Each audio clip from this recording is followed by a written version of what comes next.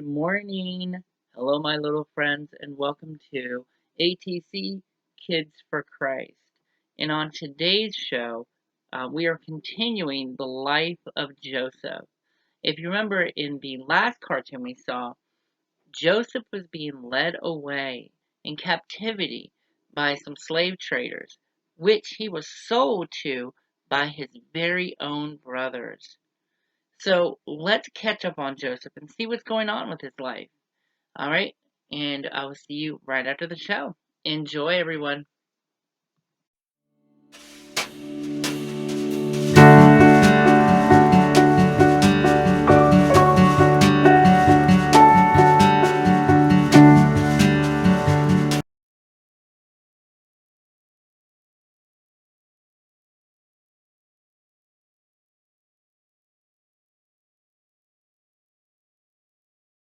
This is the rest of the story of Joseph. Now, Joseph had a big problem. One day, he was living in a house where he was the favorite son.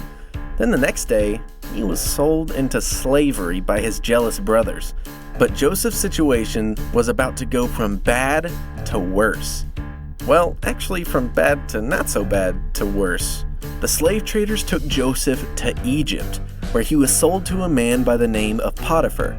In Potiphar's house, Joseph started off as a normal slave. But Joseph was such a good worker that Potiphar soon put Joseph in charge of his entire house. So, even though he was a slave, things were starting to look up. And then she came along. One day, when Potiphar wasn't around, his wife tried to get Joseph to do things with her that were wrong. But Joseph refused, and this made Potiphar's wife mad. Like, really mad. So mad that she got him thrown into prison. First the pit, now this? Joseph's getting thrown into a lot of things. But even in jail, God took care of Joseph. Soon the guards saw the same thing in him that Potiphar did, and they put Joseph in charge of the whole jail. So if Joseph was in jail, and he was put in charge of the jail, why didn't he let himself out of jail? Anyway, when he was in jail, two of Joseph's friends had dreams that they told him about. Remember how Joseph can interpret dreams? Well, that's what he did for his friends. It was good news for the king's servant. His dream meant that he was going to be freed, but not so much for the baker. He was going to be killed. What could a baker possibly do to deserve to be put to death? Did he burn the king's birthday cake or something? Anyway, everything that Joseph said would happen actually happened. His friend, the king's servant, was soon out of prison and back serving the king. And the baker, well, let's just say he baked his last cake. Then one day, Pharaoh, the king of Egypt, started having some strange dreams himself. In the dream, there were 7 big, fat, healthy cows and 7 skinny, sickly cows. The 7 skinny cows ate the 7 fat cows. Why is everyone having such weird dreams? This dream was troubling Pharaoh, and no one could tell him what it meant. But the king's servant remembered Joseph's gift, so Pharaoh sent for Joseph to interpret his dream. Could work out great for Joseph, or it could be a disaster. Remember what happened to the baker? But God was with Joseph, and he showed him what the Pharaoh's dream meant. The 7 fat cows represented 7 years of really good crops. But after that, there was going to be 7 years of famine, where food was really hard to find. Pharaoh was so impressed with Joseph that he put Joseph in charge of all of the food in Egypt. And Joseph came up with a plan so that everyone could have enough food for the coming famine. Then, one day, Joseph's brothers showed up in Egypt to ask for help. They were going through a famine too, and they needed food to survive. Joseph recognized them right away, but they did not recognize him. When Joseph saw his brothers bowing down before him, he knew that he finally had a chance to get revenge on the very people who sold him as a slave. But instead, Joseph forgave his brothers. He invited them all to come live with him in Egypt. God took care of Joseph and used him to save his whole family. Even when things were at their worst, God still had a plan and a purpose for Joseph's life. The end.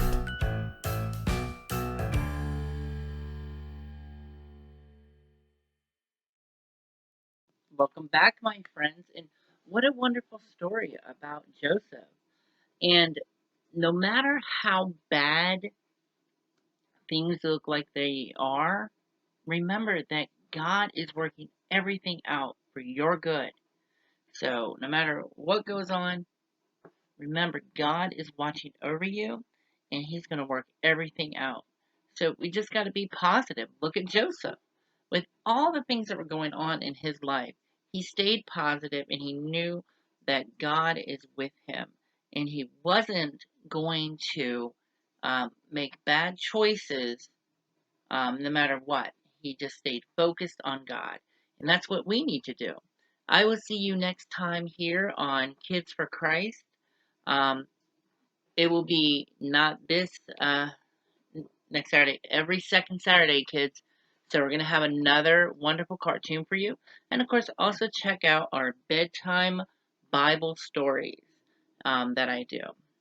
All right, I will see you all next time here on ATC's Kids for Christ. Hey, and enjoy this musical video.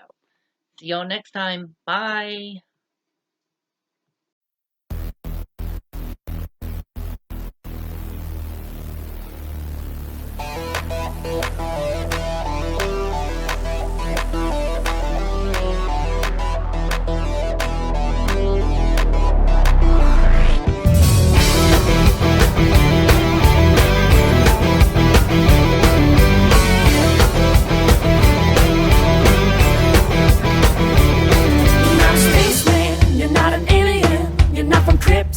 You're not a figment of my imagination, You're not a fairy tale, you're not make-believe. You came from heaven to be the friend that I can always count on, Hear me shouting out,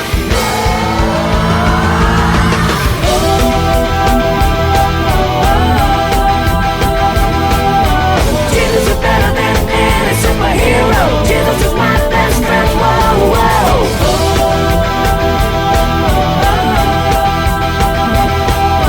Jesus is better than any superhero. Jesus is my best friend. Whoa, whoa.